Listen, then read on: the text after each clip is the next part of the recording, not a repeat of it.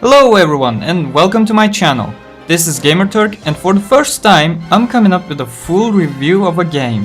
Sonic Lost World, a yet another controversial Sonic game for the Sonic the Hedgehog franchise. And since the Nintendo exclusivity ran out and the game has come out on Steam for PCs, I decided to give it a go.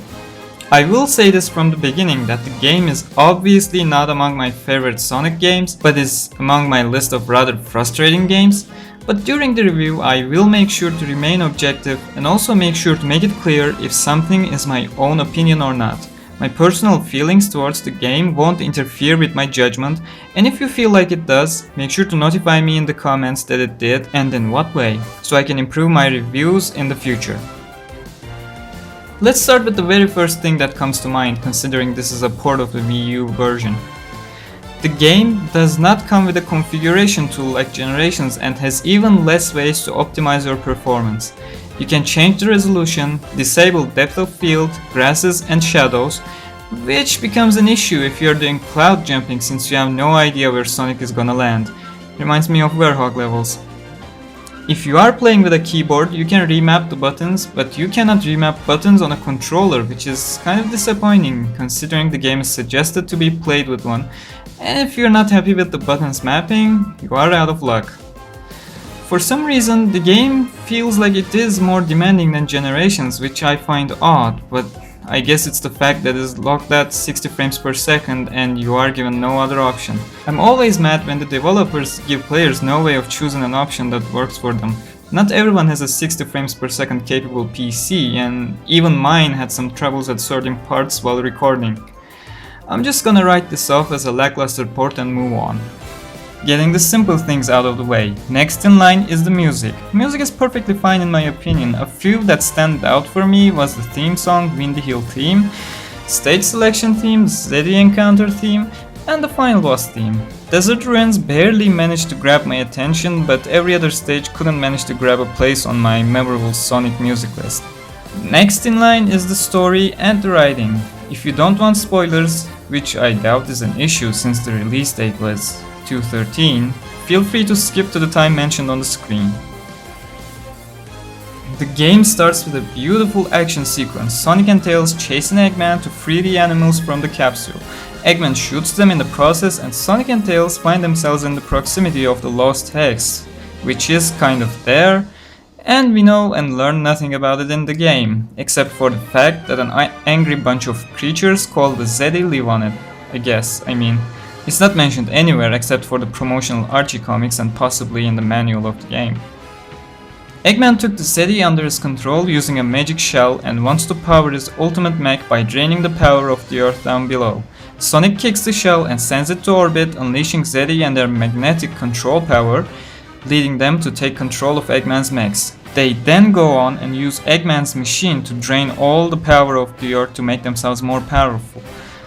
Eggman and Sonic team up to defeat the Zeddy, while Tails has serious trouble agreeing to this for some reason, even though this alliance happened countless times in the past to defeat an even bigger threat. But I guess I shouldn't be stuck on this too much considering Pontaff kind of rebooted the characters in their own way. The writing honestly is not all that bad. Pontaff's humor might hurt some, if not most Sonic fans, but the game obviously is not there to comfort Sonic fans anyway, which I'll get back to towards the end of my review after gameplay. All cutscenes are kind of situational and do not carry on to the next one, and mostly have no consequence to the overall story. I feel like Roger Vanderweide, the person who makes the Sonic Dissected series, but take a look at this one. Tails tries to warn Sonic about the shell, Sonic acts too fast and doesn't listen and kicks the shell, causes the Zeddy problem. One stage later, Tails says he can reprogram the machine by himself, Sonic doesn't listen. Another stage later, Tails tries to warn Sonic about the trap, Sonic doesn't listen again, gets Tails caught in the trap, Sonic never learns to listen to his friend, no character development at all. Or how about this? Tails gets caught in the trap and is about to get transformed into a robot. He reprograms the machine and comes back with a badass robot suit. And then, nothing happens with this. Or Eggman getting all dark to say that he is going to strangle the Zeddy to death. He doesn't even get near a single Zeddy ever again. The writing is so situational that every single awesome looking thing fails to pay off. and kind of turns out to be a disappointment for getting your hopes up. Anyway, at the end, we face one of the most anticlimactic endings in the Sonic franchise, where Eggman suddenly appears with his generic robot 456, Tails reprograms the machine to give the energy back to the planet. The end. I had much bigger issues with the story when the game first came out, but now playing it I realized it's not really all that a big deal. I know there's still some people wanting a serious story like the adventure games, but I'm sure most of the fanbase can get used to these lighthearted stories if they are at least written a little bit better.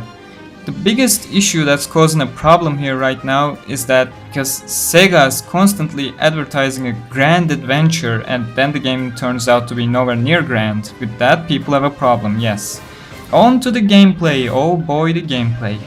I got things to say here and I gotta be careful not to say them in a wrong way so I don't get misunderstood and get bombarded by hardcore Lost World fans. As I said in my first impression review, the gameplay is not bad, but it's completely different from the regular Sonic mentality. It expects you to be too precise with its run and spin dash buttons and jumpings and so on. You cannot use your regular Sonic skills to speedrun this game. You will most certainly fail because the game is not meant to be played that way. For some reason, whenever this is mentioned, most fans go and say, "Oh, but you can master the level and skills and speedrun it, that's what Sonic is all about." To them, I'd like to say no. That is not what Sonic is about, that is what the general term speedrunning is all about. Admittedly, there is nothing much Sonic-y going on in the Lost World. I repeat, I am not saying this as a negative argument, it's just what it feels like. The game is much closer to a Mario title that we know. You run on top of planetoid shapes, and the wisps are back for some reason and are just there to break the pace. Another gimmick, similar to Nintendo titles. Please bear with me, I will address this at the end, I promise. Even though the game feels very open with these planetoids, it is one of the most linear Sonic games I've ever played. You just tilt the analog stick forward and that's pretty much it. On top of that, even though the game asks you to be very precise with your movements, it is also one of the most automated Sonic games to date. The sense of speed was never this artificial in a Sonic game. With momentum physics and gaining speed is completely gone in favor of the run and spin dash buttons. Aside from the platforming sections that you have to be slow, the game is filled with jump and dash pads, max speed sections and automated homing attack sections. Even with boost games, I never felt like the game is playing itself like this. The learning curve is also absurd, with the stages until Lava Mountain being relatively easy and the Lava Mountain being around Unleashed Eggman Land kind of hard. To make the matters worse, boss battles are a complete bust and are no harder than a Sonic Dash boss, unless you are getting screwed by the auto-locking homing attack while you are trying to double jump. Final boss battle is the carbon copy of the Sonic Colors boss with even less creativity. Always the same, simple attack patterns, at least Colors was creative with the attacks. Coming back to the previous point, the game doesn't feel like a true Sonic game, even though the so-called true Sonic game is such an open statement, but also feels like a lackluster attempt at a Mario-style Sonic game. And once again, I repeat, trying to come up with a Mario-style game is not a negative argument towards the game, especially considering the game was a Nintendo exclusive, where the majority of platformer gamers are. It was a fairly good tactic to get people into the world of Sonic, but if you don't do a job as good as Mario, people will just go ahead and play Mario.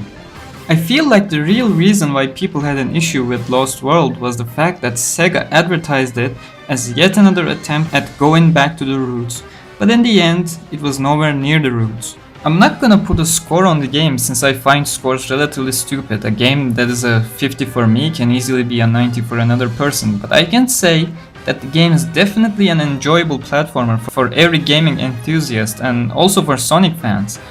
It is also a great entrance to the franchise for every Nintendo-style platformer players, which includes games like Mario, Donkey Kong and Kirby. But if you only have enough for one game and have to decide between a Mario game and Sonic Lost World, I'd suggest you go pick that Mario game up, since it mostly does a better job at doing what Lost World did. I hope you guys enjoyed this review, and if you did, make sure to like and subscribe for more. Tell me in the comments how you liked or disliked the game, or how I can improve my review series. As always, thank you for watching, I will see you guys on my next video. Take care.